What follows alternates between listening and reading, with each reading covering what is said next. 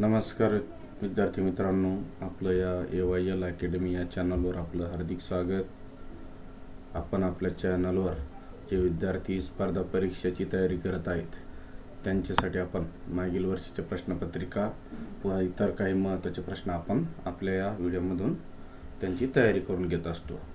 तुम्ही जर या चॅनलवर जर नवीन असाल तर या चॅनलला सबस्क्राइब करा, जेणेकरून येणारे व्हिडिओ व झालेली व्हिडिओचं तुम्हाला नोटिफिकेशन मिळेल।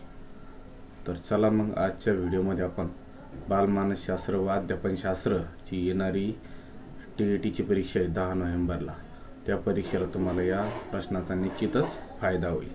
तर चला मग व्हिडिओला सुरुवात करूया। तर आजच्या व्हिडिओचा प्रश्न पहिला, व्यक्तिमत्व विकासाकरिता फ्राइड यांनी कोणत्या अवस्था सांगितलेल्या आहेत? तर व्यक्तिमत्व विकासाकरिता फ्राइड यांनी मौखिक, उत्सर्जन, लैंगिक व सुप्त काळ, पुनरुत्पादक अवस्था सांगितलेल्या आहे। प्रश्न 2, वादळी अशांततेचा काळ असे कोणत्या अवस्थेला म्हणतात? तर वादळी अशांततेचा काळ हा कुमारावस्थेला म्हणतात। प्रश्न 3, आसुवेल यांनी कोणती उत्पत्ती मांडली? तर आसुवेल यांनी अध्ययन व अनुदेश उत्पत्ती मांडली। लक्षात ठेवा, आसुवेलची कोणती आहे? अध्ययन व अनुदेश उत्पत्ती। प्रश्न 4, आनुवंशिक संबंधीचे नियम सांगा। तर आनुवंशिक संबंधीचे नियम 3 आहे। आनुवंशिक कोणता आहे? पहिला साधर्म्याचा नियम, दुसरा विभक्तीचा नियम, तिसरा परागतीचा नियम। लक्षात ठेवा, आनुवंशिक संबंधीचा नियम साधर्म्याचा, विभक्तीचा व परागतीचा नियम। प्रश्न 5, मुलांच्या संपूर्ण शारीरिक विकासापैकी किती टक्के विकास पहिल्या 5-6 वर्षात घडून येतो? तर 5 ते 6 वर्षामध्ये मुलांच्या शारीरिक विकासापैकी किती?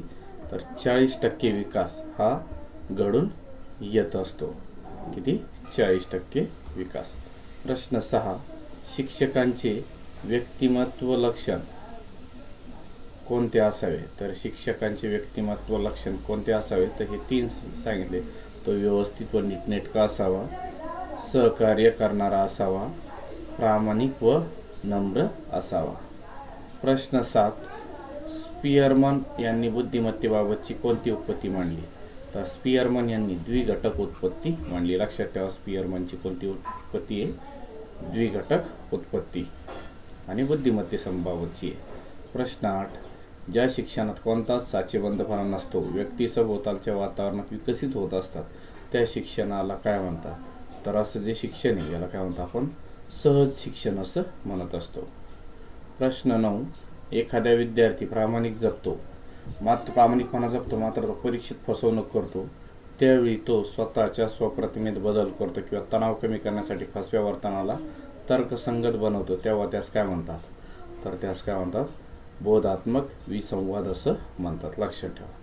प्रश्न 10, इवान पावलोव यांनी कोणती उत्पत्ती मांडली? तर इवान पावलोव यांनी अभिजात अभिसंधान उत्पत्ती मांडली। लक्षात ठेवा, अभिजात अभिसंधान। प्रश्न 11, कोणत्या घटकाचा व्यक्तिमत्वावर परिणाम करणाऱ्या सामाजिक घटकामध्ये समावेश होतो? तर कोणत्या घटकाचा? शालेय वातावरणाचा परिणाम होतो, समवयस्कांचाही प्रभाव पडतो, मित्रांचा आणि आपल्या कुटुंबाचाही प्रभाव पडत असतो। प्रश्न 12, समस्या सोडवण्यासाठी क्षमता किंवा कौशल्य म्हणजे बुद्धी होय आणि ही बुद्धीची व्याख्या कोणी केली? तर ही बुद्धीची व्याख्या कोणी केली? हार्वर्ड गार्डनर यांनी ही बुद्धीची व्याख्या केलेली आहे। प्रश्न 13, दृश्य संप्रेषणात कशाचा समावेश होतो? तर दृश्यामध्ये फोटोग्राफ म्हणजे संप्रेषण करायचं असेल दृश्य, तर त्याला काय म्हणतो आपण मित्रांनो?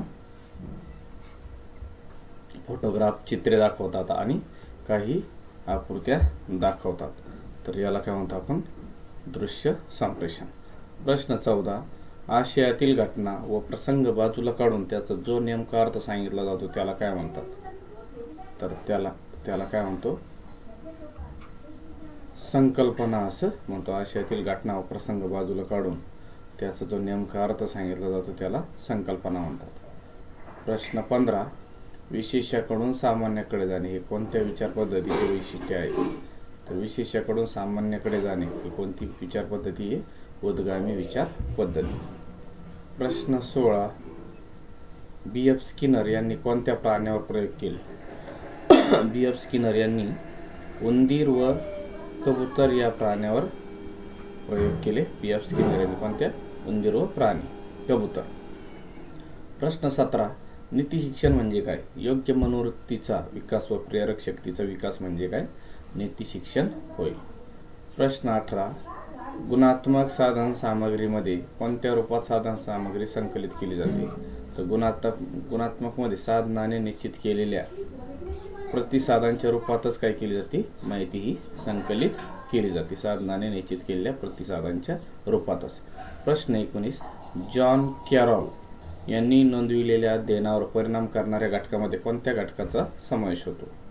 तर जॉन कॅरॉल यांनी नोंदवलेल्या अध्ययनावर परिणाम करणाऱ्या घटकामध्ये अध्ययन पुनरावृत्ती, अनुदेशाची गुणवत्ता आणि विद्यार्थ्याची अध्ययनाची पात्रता इत्यादी घटकाचा यामध्ये समावेश होतो.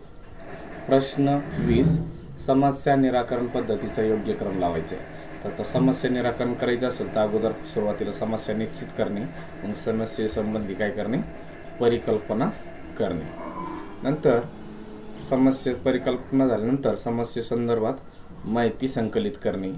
नंतर माहिती संकलित झाल्यानंतर प्राप्त माहितीचे काय करायचे? विश्लेषण करून अर्थनिर्वेचन करणे आणि विविध पर्यायी उकलीमधून समस्या निराकरणासाठी उकल काय करणे? निश्चित करणे. नंतर प्रश्न 21.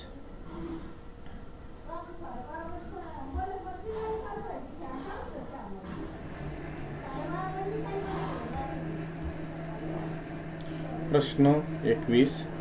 कोणती भूमिका पालन प्रतिमानाची अंतिम पायरी? तर पालन प्रतिमान जे तर याची अंतिम पायरी कोणती मित्रांनो? एक मिनिट.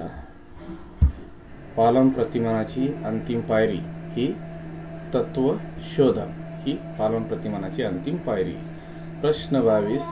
ब्लूम यांनी बोधात्मक विकासाचे 6 प्रकार सांगितले आहे. त्यातील सर्वात शेवटची पायरी कोणती? तर मूल्यमापन. ही लक्षात ठेवा. ब्लूम यांनी बोधात्मक विकासाचे 6 प्रकार सांगितले. त्यातली सगळ्यात शेवटची कोणती आहे? मूल्यमापन. प्रश्न 23. विद्यार्थ्याचा विकास होत असताना किंवा विद्यार्थ्याचे व्यक्तिमत्व आकार घेत असताना वेळोवेळी केलेले मूल्यमापन म्हणजे काय? तर याला काय म्हणतो आपण?